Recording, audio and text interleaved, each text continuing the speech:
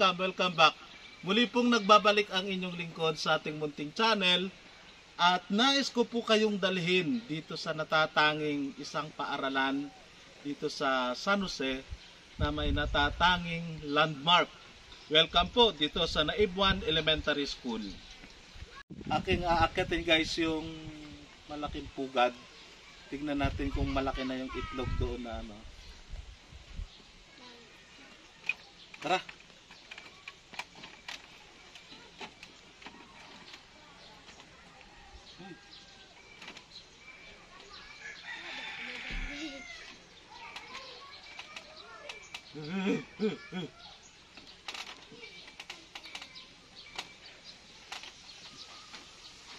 Yun!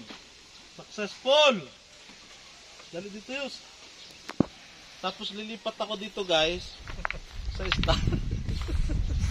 Ano kaya ako makarating?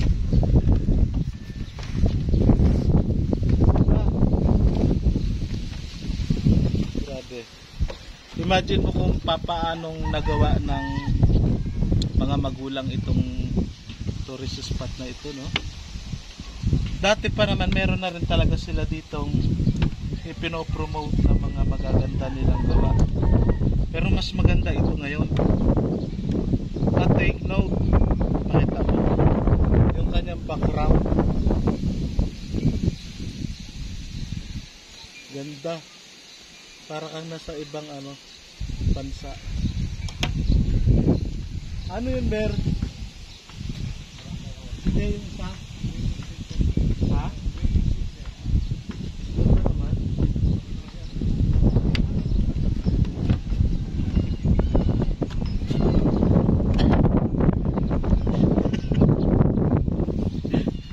Dito guys, maitaw.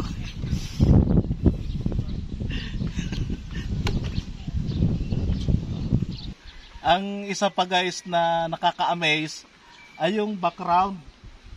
Yun, yung bundok na nasa likod ko na nangi-invite sa atin para i-hike natin. Tingnan yung kulay ng bundok. Ang dami pang magagandang spot na pwede pa nating i-treasure. Pwede pa nating puntahan. Nakaka-ano lang talaga rin at yung kung papaanong yung bayanihan ng mga magulang, no? Grabe. Ganda pala na school na ito. Kaya puntahan nyo na po itong Naib 1. Barangay Naib 1.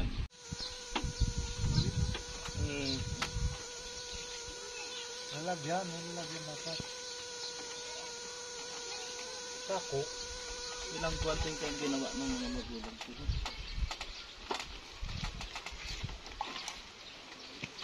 Tapos nalaglag pala ako.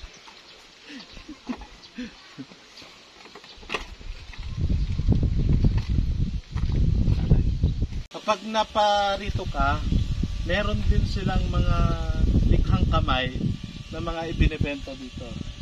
Katulad halimbawa nito, pwede itong maging lagyanan ng ballpen. Ito, pitaka. Ayan, 50 pesos lang ito guys. Ito, pitaka din. Tingnan natin magkano ang presyo. Walang nakalagay. Ito guys, oh cute. Ay siya, bakit? Parang nilaman. Ito, ganda rin. Mga likhang kamay ito guys, ng mga nakatira dito. Meron ding bilao na may presyong 300.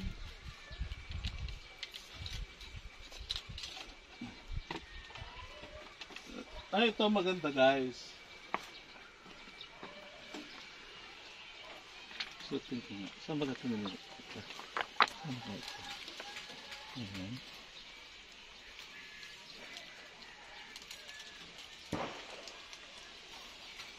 Headdress. Ano ba ito? Ganda to guys. Subukan ko baga ilagay sa ulo mo. Ay, ganyan yata.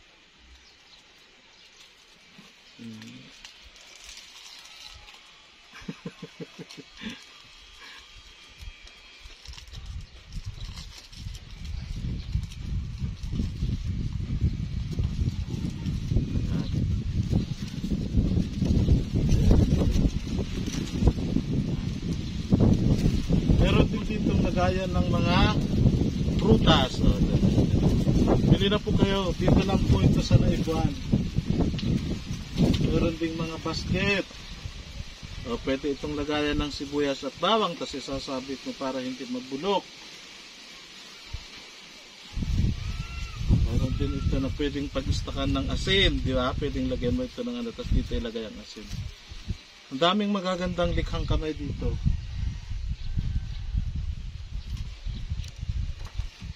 Sunod mo.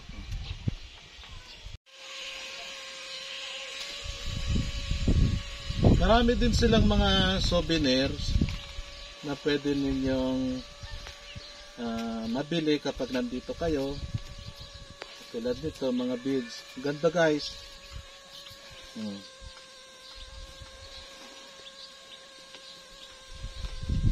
May mga presyo na din siya. Ito, 80 pesos ang isa nito guys. Pwedeng ID holder. Ito pa, mga ID holder pala ito. Gaganda. Ito, ano halimbawa mag-pasyal kayo. Pwede rin panregalo, na? Meron ding mga porcelas. Dami pala talaga. Marami ka ding pagpipilian.